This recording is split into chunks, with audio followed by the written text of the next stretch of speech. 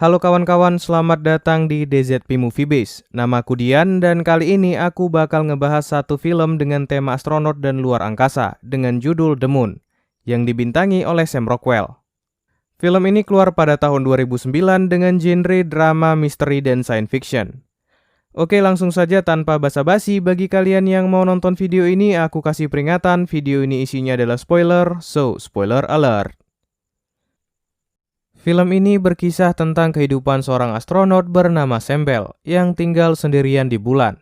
Di sana ia bekerja untuk sebuah perusahaan bernama Lunar Industries yang bergerak di bidang energi bersih menggunakan uranium yang didapatkan dari bulan.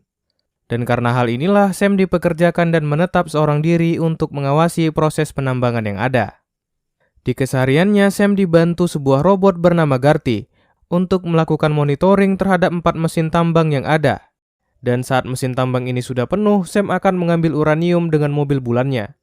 Kemudian memasukkannya ke pesawat kecil di markasnya dan mengirimkannya ke bumi. Begitulah kehidupan Sam selama 3 tahun berada di sana. Namun selain bekerja, ia juga melakukan kegiatan lain. Seperti membuat model miniatur bangunan, merawat tanaman, dan juga melihat pesan video yang dikirimkan oleh istrinya untuk melepaskan kerinduannya. Tapi sialnya di markasnya, Sam tidak bisa menghubungi istrinya dan hanya bisa menerima pesan. Hal ini karena kerusakan satelit yang terjadi. Begitulah kata perusahaan tempat Sam bekerja. Suatu hari saat sedang bersantai dan mengambil air minum, Sam berhalusinasi dan seperti melihat seorang perempuan duduk di kursinya. Karena hal ini ia pun terkena air panas yang sedang ia ambil dan langsung diobati oleh Garty. Setelah kejadian aneh yang dialaminya, kehidupannya pun kembali seperti biasa, di mana ia kembali mengawasi mesin-mesin tambang dari markasnya, kemudian pergi keluar untuk mengambil uranium yang sudah selesai ditambang. Tapi saat sudah mendekati mesin tambang untuk mengambil uranium, Sam lagi-lagi melihat sosok perempuan yang sama seperti yang ia lihat sebelumnya. Merasa penasaran, Sam terus-menerus melihat perempuan itu. Naasnya karena perhatiannya teralihkan, tanpa sadar ia tertabrak mesin tambang yang ia datangi. Karena hal ini, mobilnya pun mengalami kebocoran dan terkubur oleh tanah bulan yang berjatuhan. Cerita pun berlanjut di markas di mana ia baru saja bangun dari pingsannya, dengan Garty yang berada di sampingnya. Tapi setelah bangun, Sam tidak mengingat kecelakaannya. Dan di sini Garty menjelaskan bahwa Sam mengalami gegar otak ringan. Dan karena hal itu, Sam tidak bisa mengingat kejadian sebelumnya. Setelah Garty pergi karena penasarannya, Sam bangun dari tempat tidurnya. Dan dengan tertatih-tatih mencoba untuk berjalan. Tak lama ia berjalan, Sam mendengar Garty sedang menghubungi dan berbicara dengan seseorang. Sam pun langsung mendatangi Garty. Tapi anehnya Garty dengan cepat mematikan videonya. Nah, Sam pun langsung merasa curiga kenapa Garty bisa mendapatkan sinyal saat satelitnya sedang rusak. Tapi Garty terus-menerus beralasan bahwa ia tidak ada menghubungi atau berbicara dengan seseorang. Singkat cerita, setelah menjalani pengobatan dan beberapa tes, Sam kembali menjalani kesehariannya. Tapi anehnya ia tidak boleh keluar untuk memperbaiki mesin penambang yang rusak, dan perusahaannya malah akan mengirimkan tim untuk mengatasinya. Merasa janggal kenapa ia dikurung dan tak boleh melakukan pekerjaan yang biasa ia lakukan, Sam pun mencari cara agar diperbolehkan untuk keluar. Dengan cepat ia mengambil pisau kemudian melubangi selang gas di markasnya dan mengatakan bahwa ada meteor yang masuk dan merusaknya. Karena hal ini Garty akhirnya membuka kunci pintunya dan memperbolehkan Sam untuk keluar agar bisa memeriksa kerusakan akibat meteor yang dikatakannya. Setelah rencananya berhasil dan ia diperbolehkan keluar, Sam langsung membawa mobilnya dan pergi ke salah satu mesin yang rusak dan menemukan mobil lainnya yang sudah hancur dilindas mesin tambang. Melihat ada cahaya yang berkedip, ia pun memeriksanya. Dan kejadian tak terduga terjadi, di mana ia menemukan seseorang yang sangat mirip dengannya. Kemudian langsung membawanya kembali ke markas. Beberapa waktu pun berlalu, dan akhirnya orang yang diselamatkan Sam bangun dari pingsannya. Dan di sini mereka bukan hanya mirip, tapi memang merupakan orang yang sama, yaitu Sam Bell. Oke, karena ada 2 orang yang memiliki nama yang sama, Sam yang terluka akan kita panggil dengan nama Sammy. Sedangkan yang sehat akan tetap kita panggil dengan nama Sam. Mudah-mudahan nggak buat bingung ya. Oke, kembali ke cerita. Setelah bangun dari pingsannya, Semi dengan tubuh penuh luka sedikit berbincang dengan Sam. Namun karena kebingungannya, Sam hanya menjawab sinis dan tak mau berbicara dengan Semi. Karena hal inilah, Semi pun kembali ke rutinitasnya. Mulai kembali menyiram tumbuhannya sampai meneruskan pembuatan miniaturnya. Namun suatu hari perdebatan pun terjadi antara mereka, di mana Sam mengatakan bahwa mereka adalah klon yang dimanfaatkan oleh perusahaan. Mendengar hal ini, Semi langsung marah dan mengatakan bahwa ia bukanlah klon, karena ia memiliki istri dan anak di bumi. Dan ketika bertanya kepada Garty, Garty hanya diam tak menjawab apa-apa. Setelah perdebatan ini, Semi dengan santainya kembali membuat miniaturnya. Sedangkan Sam yang penasaran mencoba mencari ruangan tersembunyi yang menurutnya mungkin ada di markas mereka. Tapi setelah mencari di mana-mana, sialnya ia tetap tak bisa menemukannya. Setelah memeriksa dan membongkar seluruh markasnya, Sam pun menyuruh Semi untuk memindahkan miniaturnya, guna memeriksa bawah mejanya. Namun Semi dengan gaya sok jagonya menolak permintaan Sam sambil memegang pisau.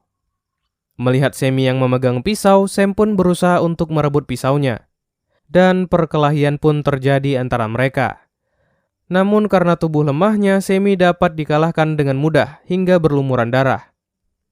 Setelah perkelahian ini, Semi melampiaskan amarahnya kepada Garty dan berujung sedikit curhat kepadanya. Dan di tengah pembicaraan mereka, Garty akhirnya memberitahu bahwa Semi memang merupakan seorang klon. Dan semua ingatan yang ia punya tentang istri dan anaknya adalah ingatan yang ditanam dan berasal dari Sembel yang asli. Mengetahui ia adalah seorang klon, Semi langsung sedih dan terpukul. Kemudian pergi ke kamarnya dan duduk melihat foto istrinya sambil meratapi kenyataan. Singkat cerita, setelah menerima kenyataan, Semi akhirnya mau bekerja sama dengan Sam. Mereka pun mulai melakukan penyelidikan dengan cara keluar menelusuri bulan, mencari sesuatu yang mungkin mengganggu sinyal mereka. Dan benar saja, di dalam pencarian ini Semi menemukan sebuah tower tinggi yang ternyata menghalangi sinyal untuk masuk. Namun tak lama menemukannya, tiba-tiba Semi merasa tidak enak badan dan muntah darah di dalam helmnya, dan langsung kembali ke markas. Sekembalinya ia di markas, Semi pun langsung muntah-muntah di toilet. Namun bukan hanya darah yang keluar, ia juga menemukan giginya yang mulai lepas satu persatu. Setelah kejadian itu, Semi langsung ke pusat kendali markasnya dan memeriksa komputer di sana untuk mencari rekaman rahasia. Kemudian menemukan file yang dikunci di sana. Tentu saja Semi tidak bisa membuka kuncinya karena tidak tahu passwordnya. Tapi tak tahu entah kenapa tiba-tiba Garty datang dan memberikan passwordnya. Nah, dalam file ini ia menemukan video klon dirinya yang terdahulu, yang juga menjadi sakit dan lemah setelah 3 tahun bertugas. Dan ketika sudah sakit, mereka dimasukkan ke dalam sebuah peti dan menghilang. Mengetahui hal ini, Semi langsung memeriksa peti dalam rekaman yang ia lihat. Dan dalam penyelidikannya, akhirnya ia menemukan sebuah ruangan rahasia yang tersembunyi di bawah lantai. Sepulangnya Sam dari penyelidikannya di bulan, mereka berdua langsung masuk ke dalam ruangan yang ia temukan untuk memeriksanya. Dan menemukan ruangan besar yang berisi banyak kloningan mereka.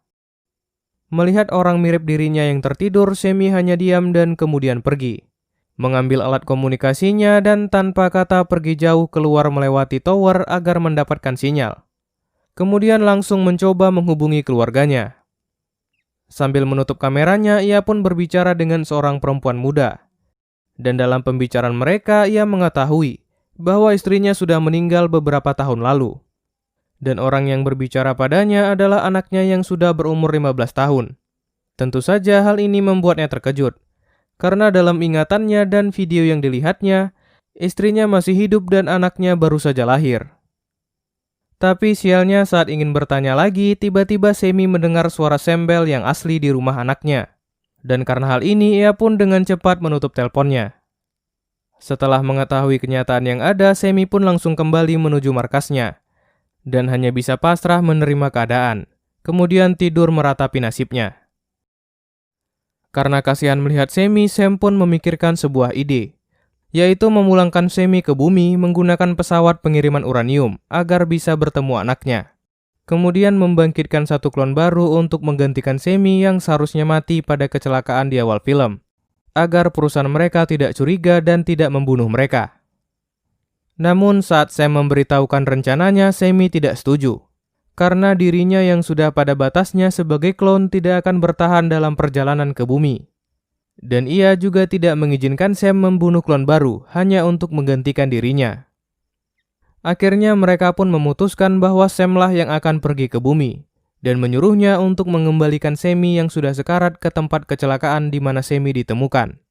Sedangkan klon barunya akan mengurus markas agar perusahaan mereka tidak menaruh curiga. Rencana pun langsung dilakukan, di mana mereka berdua keluar menuju tempat kecelakaan terdahulu berada, sambil berbincang mengenai masa lalu yang mereka ingat. Namun di tengah pembicaraannya, tanpa Sam sadari, Sammy sudah tak sadarkan diri. Melihat Sammy yang sudah tak bergerak, Sam pun dengan perlahan langsung memasangkan helmnya, membawanya keluar dan memasukkannya ke tempat ia ditemukan. Kemudian meninggalkannya di sana dan langsung menuju markasnya. Setelah sampai markas, Sam langsung terburu-buru mempersiapkan pesawatnya sebelum tim dari perusahaannya datang. Sedikit berbincang dengan Garty, kemudian menghapus memori Garty, agar ia kembali ke programnya untuk membangkitkan klon, dan juga agar Sam tidak terlacak kembali ke bumi. Namun sesaat sebelum keberangkatannya, Sam keluar lari menuju ruangan kendali, dan mengatur tujuan mesin penambang menuju tower pengganggu sinyal yang mereka temukan sebelumnya, kemudian langsung kembali ke pesawatnya. Dan tak lama setelah kembali ke pesawatnya, tim penyelamat dari perusahaannya pun tiba. Dan di saat yang sama, Sam langsung pergi meluncurkan pesawatnya ke bumi. Setelah itu, Garty yang memorinya sudah dihapus kembali membangunkan Sam sesuai dengan programnya.